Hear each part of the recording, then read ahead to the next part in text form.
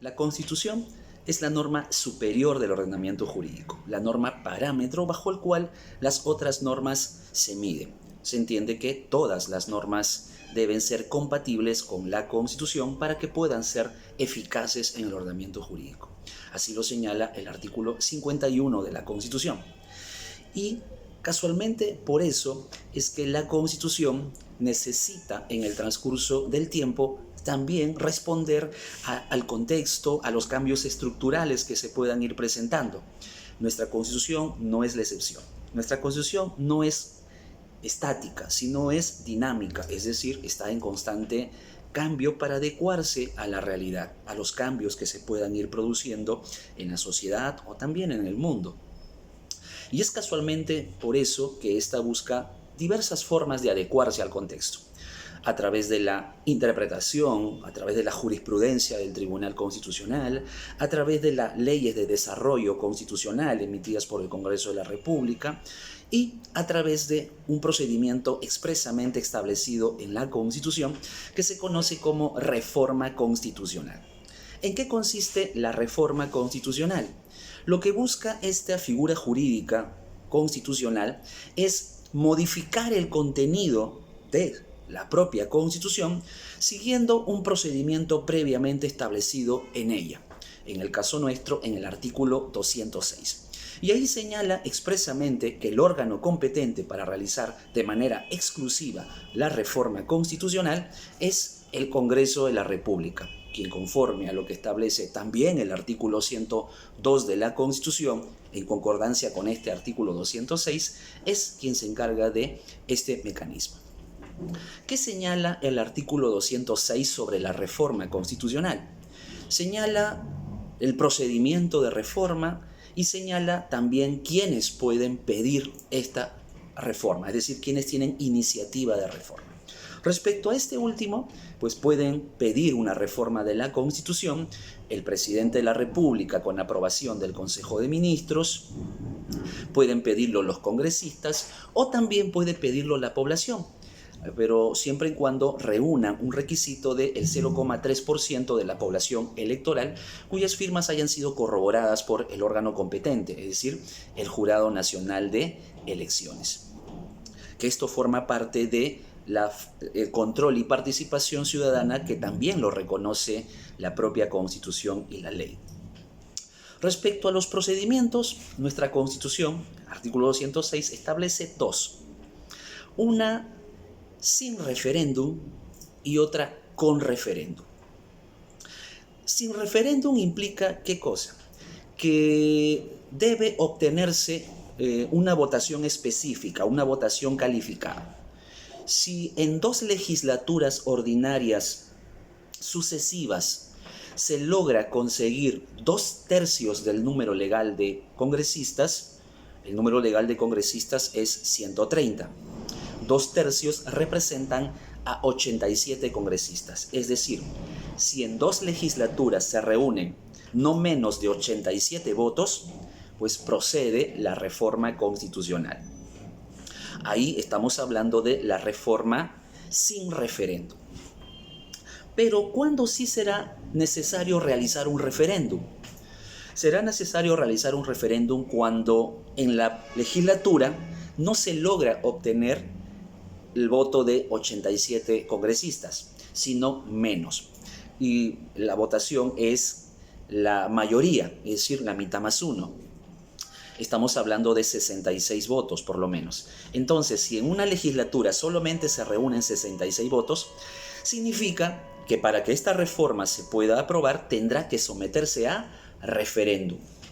La Constitución reconoce en el artículo 31 la figura del referéndum, que es una consulta a la población respecto a temas de Estado. En este caso en particular, el referéndum giraría en torno a si se aprueba o no se aprueba, si se acepta o no la reforma constitucional.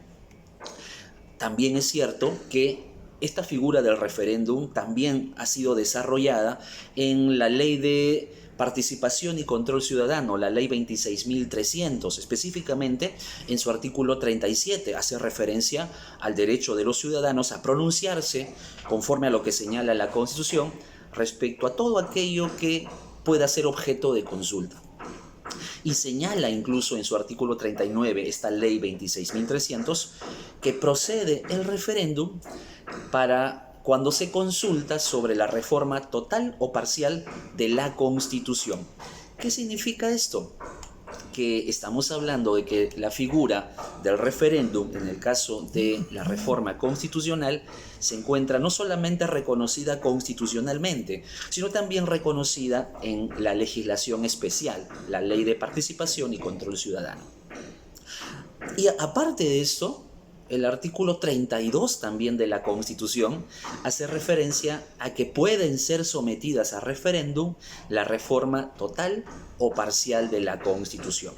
Entonces, el procedimiento que debe seguir el Congreso de la República para aprobar una reforma a la Constitución gira en torno a, 1, que sea aprobado en una legislatura, por lo menos por la mayoría, ¿sí? 66. Y luego sometida a referéndum. El otro procedimiento es que sea aprobado en 2 legislaturas, pero reuniendo 87 votos, no menos de 87 votos en cada legislatura. Entonces hablamos de 2 procedimientos. Claro, ahora la pregunta es, ¿qué implica una legislatura ordinaria? El Congreso de la República tiene periodos de trabajos establecidos en la normativa, periodos oficiales. Y estos periodos oficiales, o llamados periodo legislativo, se dividen en 2 sesiones. Primera, legislatura ordinaria, y segunda, legislatura ordinaria. ¿Cuándo empieza una legislatura ordinaria? ¿Cuándo empieza un periodo legislativo? Todo periodo legislativo se inicia el 27 de julio y termina el 26 de julio del siguiente año. Es decir, ahora el 27 de julio se va a dar inicio a un periodo legislativo, el periodo legislativo 2020-2021, el cual va a terminar el 26 de julio del siguiente año.